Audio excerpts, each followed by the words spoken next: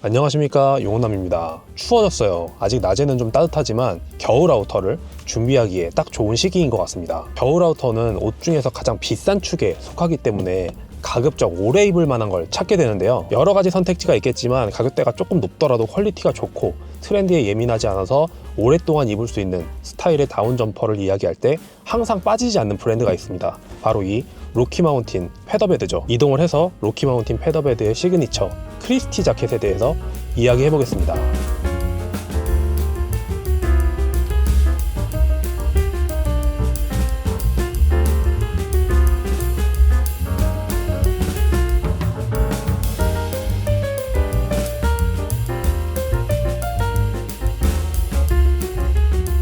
로키마운틴 페더베드는 1960년대 미국 와이오밍주에 있는 잭슨홀 지역에서 창립자 컵 쉐이퍼에 의해 시작되었습니다. 브랜드 이름에서 알 수 있듯이 근원지 와이오밍 잭슨홀 지역은 로키 산맥이 뻗어있는 지역이고요. 이 지역은 스키장이 굉장히 유명합니다. 미국 최고의 스키 리조트 중 하나로도 꼽히죠. 그리고 이 지역에 대해서 잘 모르더라도 세계 경제나 미국 주식에 관심이 많으신 분들은 잭슨홀이라는 이 말이 굉장히 낯익죠. 미국 경제, 통화 정책 분야의 고위 당국자들이 회동하는 잭슨홀 미팅 때문에요.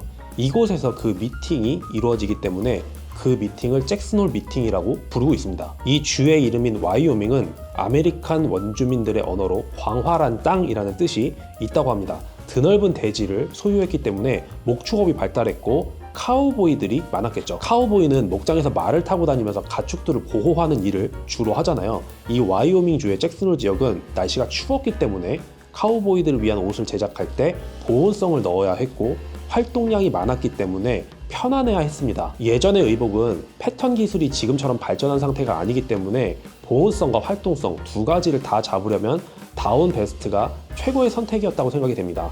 카우보이들을 위한 다운 베스트를 만든 것이 이 브랜드의 시작이죠. 시작 이래 약 20년간 운영되어 오던 이 브랜드는 80년대에 생산이 중단되면서 멈추게 되지만 아나토미카로 유명한 35 서머즈 테라모토 킨지에 의해 2005년 일본에서 부활하게 됩니다. 테라모토 킨지는 어릴 때부터 이 로키마운틴 제품을 수집했고 현재는 100개가 넘는 빈티지 제품들을 가지고 있는 걸로 알려져 있습니다. 수많은 빈티지 제품들과 아카이브를 분석해서 현재의 이 원형을 끄집어냈죠. 지금 우리가 입고 있는 이 로키마운틴 페더베드는 미국의 역사를 지녔지만 일본이 부활시킨 브랜드, 이렇게 이해하시면 될 것 같습니다. 자, 디자인은 보시다시피 짧은 겨울용 다운 파카입니다. 스펙을 보시면 원단은 70D 나일론 테프터라고 되어 있어요. D는 데니어의 약자인데 데니어는 나일론사나 폴리에스터사의 굵기 단위입니다. 10수, 20수처럼 면사의 굵기에는 익숙하실 텐데 이 데니어는 아직 익숙하지 않으신 분들이 많으시죠. 70 데니어 나일론 원사는 가느다란 편에 속하지만 견고하고 내구성이나 내마모성이 좋기 때문에 우리들이 입는 윈드브레이커나 다운파카의 원단으로 주로 많이 쓰입니다. 테프터는 나일론이나 폴리에스터로 만들어진 터치감이 바스락거리는 평직물을 얘기합니다. 현업에 계신 분들은 다후다라는 표현을 많이 들어보셨을 거예요. 테프터의 일본식 발음이 다후다기 때문에 현장에서 아직 다후다라는 표현이 많이 사용되고 있죠. 그리고 절개 없이 단 한 장으로 이루어져 있는 이 요크 레더를 특징으로 꼽을 수 있을 것 같습니다. 어깨 쪽 절개가 생략되어 있기 때문에 가죽 전체 한 판에 상품 가치가 훼손될 만한 데미지가 있으면 안 되겠죠. 그런 파트를 골라서 재단을 해야 되기 때문에 버리는 부분이 많고 이런 부분은 원가를 상승시키는 요인이 됩니다. 이렇게 절개 없이 통으로 이루어져 있는 걸 보면 지금 유행하고 있는 루프 필러의 스웨셔츠나 티셔츠가 떠오르죠. 그리고 넥 부분에 이 무통, 천연 양털 트리밍을 통해 보온성을 높인 모습을 확인하실 수가 있고 충전재는 700필파워의 9010 다운을 사용하였습니다. 버튼의 경우는 리얼 펄 도트 스냅 버튼이 들어가 있습니다. 스펙이 모두 고급으로 세팅되어 있는 모습을 보실 수가 있어요. 이 제품의 가장 큰 장점은 한눈에 들어오는 예쁜 디자인이라는 생각이 들어요. 그렇게 한눈에 들어오는 예쁜 디자인 때문에 충동 구매를 하시는 분들이 상당히 많은 걸로 알고 있습니다.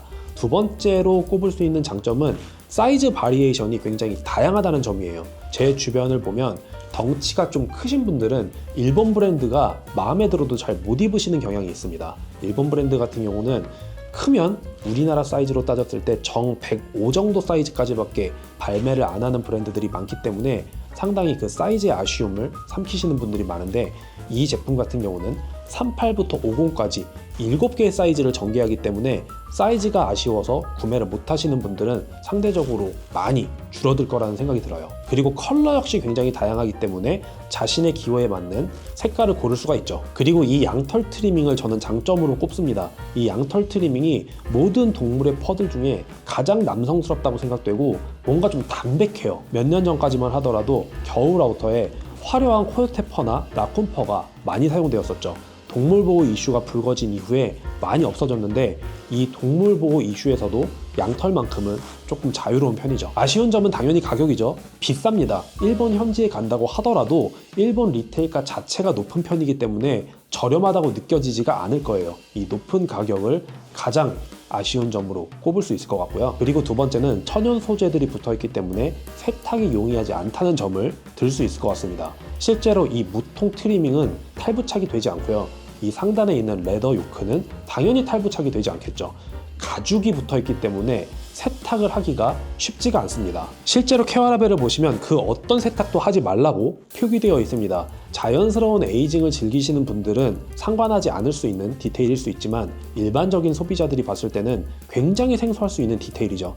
이런 정도들을 이 제품의 단점들로 꼽을 수 있을 것 같습니다. 이 제품을 구매할 때 가장 고민하시는 부분이 사이즈 문제일 거라고 생각을 합니다. 저 같은 경우는 한국 사이즈로 100 사이즈를 입는데 결과적으로 40 사이즈와 42 사이즈 두 개 중에 고민을 하다가 42 사이즈를 선택을 했었어요. 이 제품이 잘 맞게 입어야 되는 옷임에도 불구하고 사이즈 선택이 조금 어렵기는 합니다. 저 같은 경우도 40과 42 두 개를 계속 입어보면서 고민했었던 기억이 나요. 일반적으로 일본 브랜드들은 어깨를 꼭 맞추면 팔이 짧거든요. 근데 이 제품 같은 경우는 40 사이즈를 입어서 어깨를 꼭 맞추더라도 소매가 짧지 않더라고요. 확실히 꼭 맞게 입으라는 디자인 의도를 느낄 수가 있었습니다. 근데 이건 아우터의 사이즈를 결정할 때 저의 기준인데요. 저 같은 경우는 아우터의 맨 윗단추를 잠가보고 사이즈를 결정을 합니다. 맨 윗단추를 체결하지 않은 상태로 이렇게 오픈된 상태로만 제품을 입어보면 하나 작은 사이즈를 착용해 보더라도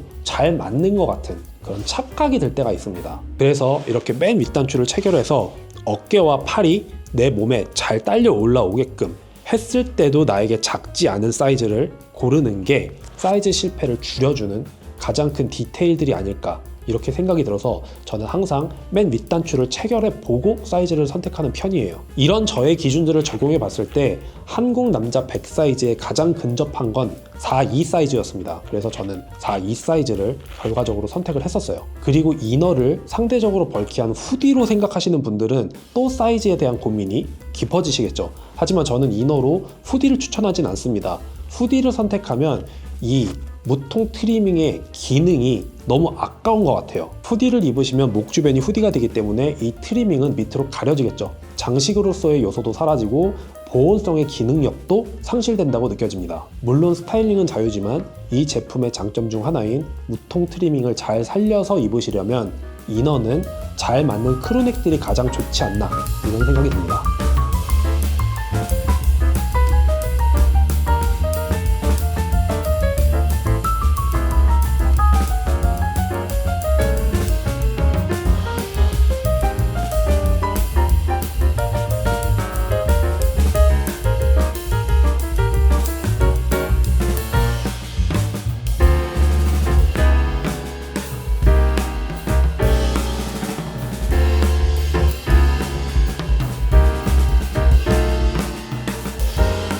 오늘은 로키마운틴 페더베드 크리스티 자켓에 대해서 이야기해봤습니다. 원래 오리지널인 크리스티 베스트를 먼저 소장하고 있었는데 이 한국의 짧은 간절기 시기와 너무 추운 겨울 날씨 때문에 크리스티 베스트가 잘 손이 가지 않더라고요. 크리스티 자켓은 한겨울에도 입을 수도 있기 때문에 우리나라 겨울 날씨에는 베스트보다는 자켓 쪽이 조금 더 유리하지 않나, 이런 생각을 해봅니다. 로키마운틴 페더베드 제품들을 구매 예정이신 분들에게 도움이 됐길 바라고요. 저는 다음번에 다른 영상으로 다시 찾아오도록 하겠습니다.